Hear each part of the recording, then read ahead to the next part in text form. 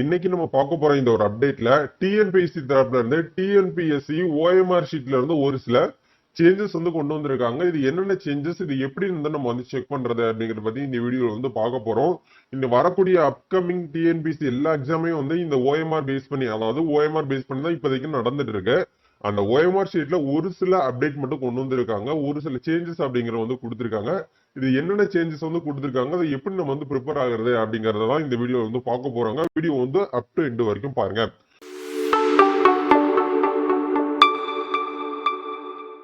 நமக்கு செய்தி வெளியீடு வந்து வெளியிட்டு இருக்காங்க. இதுல என்ன இன்ஃபர்மேஷன் வந்து சொல்ல வந்திருக்காங்க அப்படிங்கறத பார்க்கலாம். அதாவது தமிழ்நாடு அரசு தேர்வாணையம் அப்படின்னு சொல்லிட்டு தேர்வாணையம் ஓஎம்ஆர் விடைத்தாளில் ஒரு சில புதிய நடைமுறையினை அறிமுகப்படுத்தியுள்ளது. புதிய ஓஎம்ஆர் விடைத்தாளின் மாதிரி படமானது தேர்வாணையம் இணையதளத்தில் tnpsc.gov.in அப்படிங்கிற வெப்சைட்ல ஓஎம்ஆர் ஆன்சர் ஷீட் சாம்பிள் என்ற தலைப்பின் கீழ் பதிவேற்றம் செய்யப்பட்டுள்ளது. வினா தொகுப்பு எண் அதாவது கொஸ்டின்ஸ் வந்து கேட்டிருக்காங்க. வினா தொகுப்பு எண் வட்டங்கள் கருப்பு நிற பேனாவால் பால் பாயிண்ட் பென் நிரப்புவது தொடர்பாகவும், மேலும் பக்கம் 1 பகுதி 1 கீழ் உள்ள கண்காணிப்பாளரின் கையொப்பம் பக்கம் 2 பகுதி 1 கீழ் மாற்றப்பட்டுள்ளதும் மாதிரி விடைத்தாளில் காட்சியளிக்கப்பட்டுள்ளது அப்படிங்கிற கொடுத்திருக்காங்க. எனவே தேர்வர்கள் தேர்வாணையத்தினால் நடத்தப்படும் இனி வரும் தேர்வினை எழுத வருவதற்கு முன் புதிய ஓஎம்ஆர் விடைத்தாள்களின் மாதிரியை பார்த்து அறிந்து தேர்வு எழுத வருமாறு அறிவுறுத்தப்படுகிறது அப்படிங்கறத தெளிவா வந்து மென்ஷன் பண்ணிருக்காங்க. சோ ஆக்சுவலா என்ன இன்ஃபர்மேஷன் வந்து சொல்ல வந்திருக்காங்க அப்படிங்கறத நம்ம லைவா வந்து பார்க்கலாம். இதுக்கு முன்னாடி வந்து கொடுத்திருக்கக்கூடிய இன்ஃபர்மேஷன் அப்படிங்கிறது இது ஆக்சுவலா இது வந்து பாத்தீங்கன்னா பழைய அப்டேட், பழைய ஓஎம்ஆர் ஷீட் இப்படிதான் வந்து இருக்கும். புதுசா வந்திருக்கக்கூடிய ஓஎம்ஆர் ஷீட் அப்படிங்கறது வந்து இந்த மாதிரி வந்து கொடுத்திருக்காங்க. சரிங்களா? சொல்ற அளவுக்கு பெருசா எந்த ஒரு சேஞ்சஸும் அப்படிங்கிறது வந்து கிடையாது. ஒரு சில ஃபீச்சர் மட்டும் எக்ஸ்ட்ரா வந்து ஆட் பண்ணிருக்காங்க. ஒரு இடத்துல இருக்கக்கூடிய விஷயத்த இன்னொரு இடத்துக்கு மாத்திருக்காங்க, அவ்வளவுதான். சரிங்களா? இப்போ வந்து நம்ம வந்து லைவா வந்து பார்க்கலாம். இப்படித்தான் உங்களுக்கு ஓஎம்ஆர் ஷீட் அப்படிங்கிறது வந்து கொடுத்திருப்பாங்க. இந்த ஓஎம்ஆர் ஷீட் அப்படிங்கிறது வந்து டிஎன்பிஎஸ்சி நடத்தக்கூடிய அப்ஜெக்டிவ் டைப்ல இருக்கக்கூடிய கொஸ்டினுக்கு மட்டுமே இது வந்து அப்ளிகபிள் ஆகும். அதே மாதிரி டிஸ்கிரிப்டிவ் டைப் நீங்க இந்த டிஎன்பிஎஸ்சி பிரிலிம்ஸ்க்கு மட்டும் தான் இது வந்து அப்ளிகபிள் ஆகும். நீங்க மெயின்ஸ் வந்து எழுத போறீங்க அப்படின்னா உங்களுக்கு வந்து நீங்க பேராகிராஃப் மாதிரி வந்து படிச்சு வந்து எக்ஸாம் எழுதுவீங்க. மெயின்ஸ்க்குலாம் அந்த குரூப் 1 இருக்கட்டும், குரூப் 2 அண்ட் குரூப் 2 ஏக்கா இருக்கட்டும், இந்த மாதிரி விஷயத்துக்குலாம் வந்து என்ன பண்ணுவாங்கன்னா மெயின்ஸுக்கு வந்து நீங்க வந்து A4 ஷீட்ல வந்து ஒயிட் பேப்பர்லாம் நீங்க வந்து எழுதுற மாதிரி இருக்கும். பட் இது எல்லாமே வந்து அப்ஜெக்டிவ் டைப்ல குரூப் 4 எக்ஸாமினேஷன்லாம் வந்து பாத்தீங்கன்னா நமக்கு வந்து அப்ஜெக்டிவ் டைப்ல தான் கேட்பாங்க. அந்த மாதிரி எக்ஸாமினேஷனுக்கு மட்டும் ஓஎம்ஆர் பேஸ் பண்ணி வந்து இருக்கும் அப்படிங்கறது சொல்லியிருக்காங்க. இதுல ஃபர்ஸ்ட் வந்து பாத்தீங்க அப்படின்னா பகுதி 1ல வந்து என்ன பண்ணிருக்காங்க அப்படின்னா கொஸ்டின்ஸ் வந்து கொஸ்டினுக்கு நம்ம வந்து ஆன்சர் பண்ற மாதிரியான ஷேடோ பண்ற மாதிரியான டேட்ஸ் நம்மளுக்கு வந்து கொடுத்துருப்பாங்க. அதாவது இப்போ கொஸ்டின் நம்பர் 1 கொஸ்டினுக்கு வந்து பாத்தீங்கன்னா ஆன்சர் வந்து பி அப்படின்னா நம்ம பி அப்படிங்கிறது நேரம் நம்ம என்ன பண்ணுவோம்னா ஷேடோ பண்ணுவோம். இது வந்து எந்த ஒரு சேஞ்சஸும் அப்படிங்கிறது கிடையாது. ஒரு 200 கொஸ்டின்ஸ் வந்து கேட்டிருப்பாங்க. 100 கொஸ்டின்ஸ் அப்படிங்கிறது வந்து பாத்தீங்கன்னா டெட், அதாவது தமிழ் எலிஜிபிலிட்டி டெஸ்ட். போன வருஷம் 2024 குரூப் 2 வந்து பாத்தீங்கன்னா எல்லாருமே வந்து ரொம்ப குழம்பிட்டாங்க. ஃபர்ஸ்ட் வந்து பாத்தீங்க அப்படின்னா இப்ப 101 இருந்து தமிழ் அப்படிங்கறத கொடுத்துட்டு 1ல இருந்து 100 வரைக்கும் வந்து ஜெனரல் ஸ்டடீஸ், ஆப்டிடியூடு, மேக்ஸ் இது எல்லாமே வந்து வச்சுட்டு 101 இருந்து 200 வரைக்கும் இருக்கக்கூடிய கொஸ்டின் என்ன பண்ணிருந்தாங்க அப்படின்னா வந்து தமிழ் எலிஜிபிலிட்டி டெஸ்ட் வந்து மாத்தி வச்சிருந்தாங்க. இது அதே மாதிரி இனி ஃபியூச்சர்ல வந்து பாத்தீங்கன்னா நடக்குமா, இனி வரக்கூடிய அப்கமிங் எக்ஸாம்லாம் நடக்குமான்னு சொல்லிட்டு நம்ம வந்து வெயிட் பண்ணி தான் பார்க்கணும். சோ அதுக்கு ஏத்த மாதிரி நீங்க என்ன பண்ணிக்கோங்கன்னா ஃபர்ஸ்ட் என்ன ஆன்சரோ அப்படிங்கறத பார்த்து நீங்க கரெக்டா வந்து ஷேடோ பண்ணணும். ஷேடோ அப்படிங்கிறது பிளாக் பாயிண்ட் பென்ல மட்டும்தான் வந்து ஷேடோ பண்ணணும் அப்படிங்கறத தெரிஞ்சுக்கணும். அப்படியே ஒன்ஸ் இதெல்லாம் நீங்க பார்த்ததுக்கு அப்புறம் அப்படியே நீங்க இந்த சைடு லெஃப்ட் சைட்ல வந்தீங்க அப்படின்னா உங்களுக்கு வந்து பார்ட் 2ன்னு சொல்லிட்டு ஒரு ஆப்ஷன் கொடுத்துருப்பாங்க. அதாவது ஓஎம்ஆர் ஆன்சர் ஷீட்னு சொல்லிட்டு பக்கம் 1. சரிங்களா? இந்த இடத்துல சீரியல் நம்பர் அப்படிங்கிற இடத்துல இதுல எதுவுமே நீங்க வந்து ஃபில் பண்ண தேவையில்லை. சீரியல் நம்பர் ஆட்டோமேட்டிக்கா உங்களுக்கு வந்து பிரிண்ட் ஆயிருக்கும்.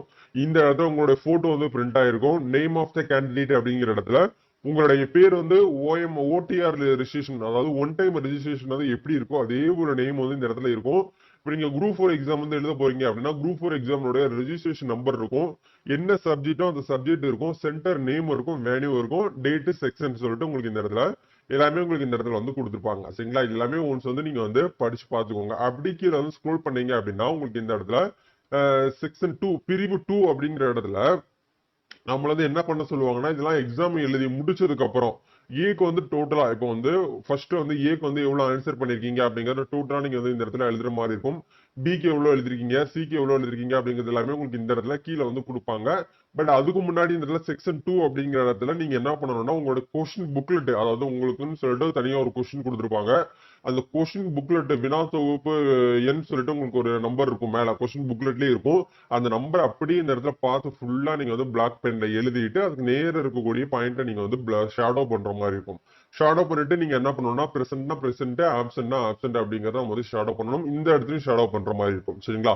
இதெல்லாமே கொடுத்துட்டு அப்படியே கீழே வந்து ஸ்க்ரோல் பண்ணி வந்தோம் அப்படின்னா நம்மளுக்கு புதுசா ஒரு விஷயத்தை வந்து கொடுத்துருக்காங்க. ஆக்சுவலா வந்து இது நாள் வரைக்கும் நம்மளுக்கு இந்த இன்ஸ்ட்ரக்ஷன் நம்ம படிச்சு பார்ப்போம் இல்லையா, பக்கம் 2ல வந்து நம்மளுக்கு கிட்டத்தட்ட ஒரு 1ல இருந்து ஒரு 13 பாயிண்ட் வந்து கொடுத்துருப்பாங்க.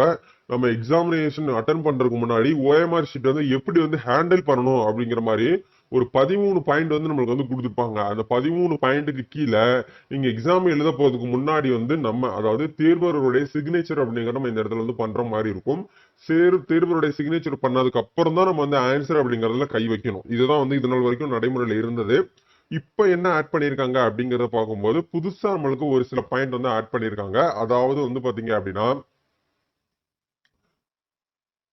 கீழே புதுசா இந்த ஆப்ஷன் நம்மளுக்கு வந்து கொண்டு வந்திருக்காங்க. அதாவது சிக்னேச்சர் ஆஃப் த இன்விஜிலேட்டர், அதாவது கண்காணிப்பாளருடைய சிக்னேச்சரும் நீங்க வந்து தேர்வு முடிந்த பின்னர் வந்து இந்த இடத்துல வந்து சிக்னேச்சர் வந்து பண்ணணும் அப்படிங்கிற மாதிரி புதுசா ஒரு ஆப்ஷன் வந்து இதுல வந்து கொண்டு வந்திருக்காங்க. ஏற்கனவே நம்மளுக்கு அதாவது கேண்டிடேட்ஸ் வந்து சைன் பண்ற மாதிரியான டேப் மட்டும் தான் உங்களுக்கு இந்த இடத்துல கொடுத்துருப்பாங்க. இப்போதைக்கு இந்த புதுசா ஒரு ஃபீச்சர் அப்படிங்கறத வந்து ஆட் பண்ணிருக்காங்க.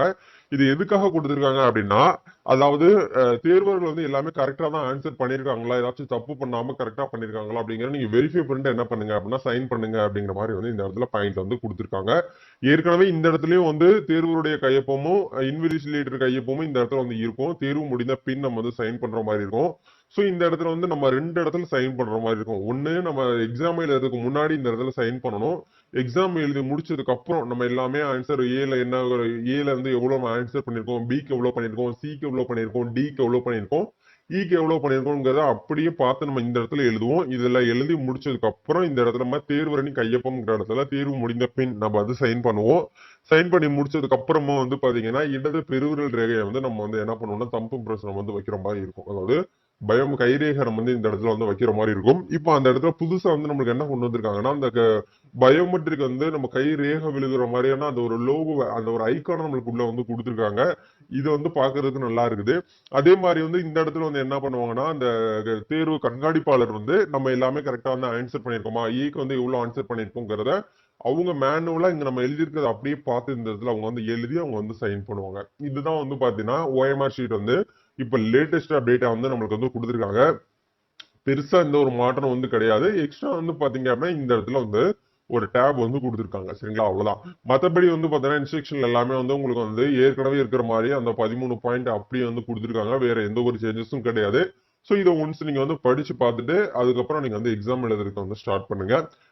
இந்த பிடிஎஃப்கான லிங்க் என்ன பண்ணிருக்கேன்னா கீழே டிஸ்கிரிப்ஷன்ல கொடுத்துருக்கேன். ஒன்ஸ் நீங்க டிஎன்பிஎஸ்சி ஆஸ்பிரன்ஸா இருக்கிறவங்க நீங்க வந்து பிரிண்ட் அவுட் போட்டு வச்சுக்கோங்க. கண்டிப்பா நீங்க வந்து எக்ஸாம் இன்ஸ்டியூட் எல்லாம் நீங்க வந்து படிச்சுக்கிறவங்க கண்டிப்பா டெஸ்ட் பேட்ச்னு சொல்லிட்டு ஒன்று வைப்பாங்க.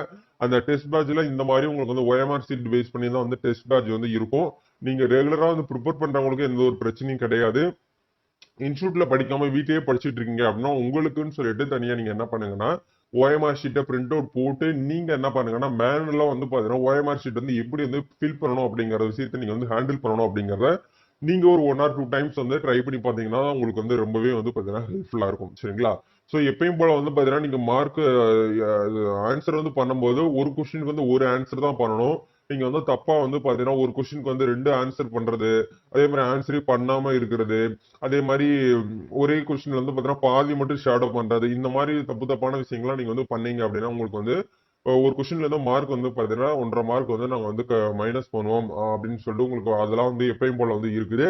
சோ கொஞ்சம் நீங்க கரெக்டா கவனமா வந்து என்ன பண்ணிக்கோங்கன்னா இந்த இடத்துல ஃபில் பண்ணுங்க அப்படிங்கறத வந்து அப்டேட் பண்ணிருக்காங்க. சரிங்களா? இதுதான் வந்து அவங்க பிரஸ் ரிலீஸ்ல, அதாவது வந்து அந்த செய்தி வெளியில வந்து அறிவிப்பா வந்து வெளியிட்டு இருக்காங்க.